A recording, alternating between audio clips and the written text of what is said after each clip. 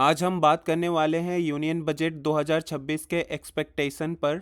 Middle class, salaried employees, investors और business owners के लिए ये इम्पोर्टेंट होने वाला है। 1 फरवरी को बजट आएगा और सबसे ज़्यादा सवाल होता है इनकम टैक्स में रिलीफ मिलेगी या नहीं, होम लोन पर कुछ बेनिफिट मिलेगा या नहीं, कैपिटल गेन का टैक्स सिंपल होगा या नहीं, सीनियर सिटीजन को क्या मिलेगा और इकोनॉमी को कौन सी डायरेक्शन मिलेगी।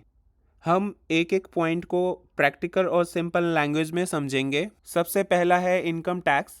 स्टैंडर्ड डिडक्शन अभी 75,000 है न्यू टैक्स रिजीम में। एक्सपेक्टेशन यही है कि इसको 1 लाख या उससे ज़्यादा किया जाए ताकि सैलरीड क्लास को टेक होम सैलरी में इम्प्रूवमेंट आए। टैक्स फ्री इनकम अभी भी इफेक्टिवली 12.75 लाख है स्टैंडर्ड डिडक्शन के बाद। डिमांड ये है कि जो रिबेट मिलता है वो कैपिटल गेन पर भी अलाउ हो ताकि स्मॉल इन्वेस्टर्स को यूनिफॉर्म रिलीफ मिले। टैक्स रिजीम की बात करें तो गवर्नमेंट का क्लियर फोकस न्यू रिजीम पर है। पॉसिबिलिटी है कि ओल्ड रिजीम को धीरे धीरे फेज आउट किया जाए और न्यू रिजीम को और प्रैक्टिकल बनाया जाए। टीडीएस सिस्टम में भी सिंप्लीफिकेशन एक्सपेक्टेड है, कम रेट्स, कम अननेसेसरी डिडक्शन और सबसे इम्पॉर्टेंट फास्टर रिफंड और कम मिसमैच नोटिसेज। अब बात करते हैं होम बायर्स और इन्वेस्टर्स की। होम लोन पर अभी भी सेल्फ ऑक्यूपाइड प्रॉपर्टी के लिए इंटरेस्ट डिडक्शन 2 लाख तक लिमिटेड है। प्रॉपर्टी प्राइसेस और ईएमआई दोनों बढ़ चुके हैं, इसलिए एक्सपेक्टेशन है कि इस लिमिट को रिवाइज किया जाए। प्रिंसिपल रिपेमेंट जो 80C के अंदर आता है उसका ओवरऑल लिमिट भी काफ़ी पुराना हो चुका है, इसलिए इसमें भी इन्हांसमेंट की डिमांड है। कैपिटल गेन के केस में लोग स्टेबिलिटी और सिंप्लिसिटी चाहते हैं। एलटीसीजी और एसटीसीजी के रूल्स इजी हो, होल्डिंग पीरियड क्लियर हो, डेट म्यूचुअल फंड्स और प्रॉपर्टी पर फेयर टैक्सेशन हो और बार बार रूल चेंज ना हो। सीनियर सिटीजन्स के लिए बजट का रोल बहुत इंपॉर्टेंट है। हेल्थ इंश्योरेंस डिडक्शन अभी एटीडी के लिए 50,000 है। मेडिकल इन्फ्लेशन को देखते हुए इसको 1 लाख तक बढ़ाने की स्ट्रॉन्ग एक्सपेक्टेशन है इस बजट में। एफडी इंटरेस्ट पर जो एग्जम्पशन मिलता है उसमें भी फर्दर एनहांसमेंट की डिमांड है। एन्यूटी और पेंशन इनकम पर मेजर इशू ये है कि पूरा अमाउंट टैक्सेबल हो जाता है जबकि उसमें कैपिटल और इंटरेस्ट दोनों मिक्स होते हैं। एक्सपेक्टेशन है कि सिर्फ इंटरेस्ट पोर्शन को टैक्सेबल माना जाए इस बजट से। ओवरऑल गोल यही है कि रिटायरमेंट इनकम पर टैक्स सिंपल हो और कंप्लायंस इजी हो। अब थोड़ा मैक्रो पिक्चर देखते हैं।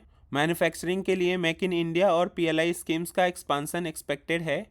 इंफ्रास्ट्रक्चर जैसे रोड, रेलवेज, पोर्ट पर हैवी कैपिटल स्पेंडिंग का प्लान हो सकता है।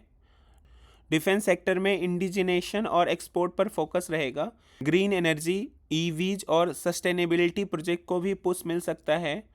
स्टार्टअप्स और एआई के एरिया में भी डीप टेक और एआई मिशन को फंडिंग, स्टार्टअप कंप्लायंस का सिंप्लीफिकेशन, डिजिटल पेमेंट्स, यूपीआई और साइबर सिक्योरिटी का स्ट्रेंथनिंग, ये सब की फोकस एरिया हो सकते हैं।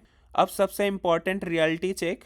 पिछले साल ऑलरेडी काफ़ी बड़ा टैक्स रिलीफ मिल चुका है, इसलिए इस साल मैसिव स्लैब चेंज या ह्यूज गिव अवेज एक्सपेक्ट करना थोड़ा ऑप्टिमिस्टिक होगा।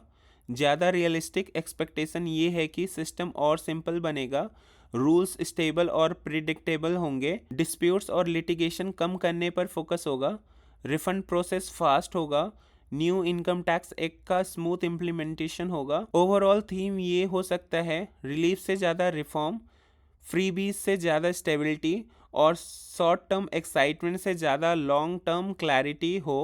तो अगर आप सैलरीड हो, इन्वेस्टर हो या होम बायर हो या सीनियर सिटीजन हो तो इस बजट 2026 से ये एक्सपेक्ट करो कि सिस्टम और क्लीन होगा, कंप्लायंस इजी होंगी और टारगेटेड रिलीफ मिलेगा। अब कमेंट में ज़रूर बताएं आप किस चीज़ का सबसे ज़्यादा वेट कर रहे हो, स्टैंडर्ड डिडक्शन की या फिर होम लोन इंटरेस्ट की या कैपिटल गेन टैक्स की या कोई रिफ़ंड से रिलेटेड रिफ़ंड स्पीड अप की। वीडियो पसंद आया हो तो लाइक करिए और ऐसा ही प्रैक्टिकल फाइनेंस एनालिसिस के लिए चैनल को सब्सक्राइब करिए।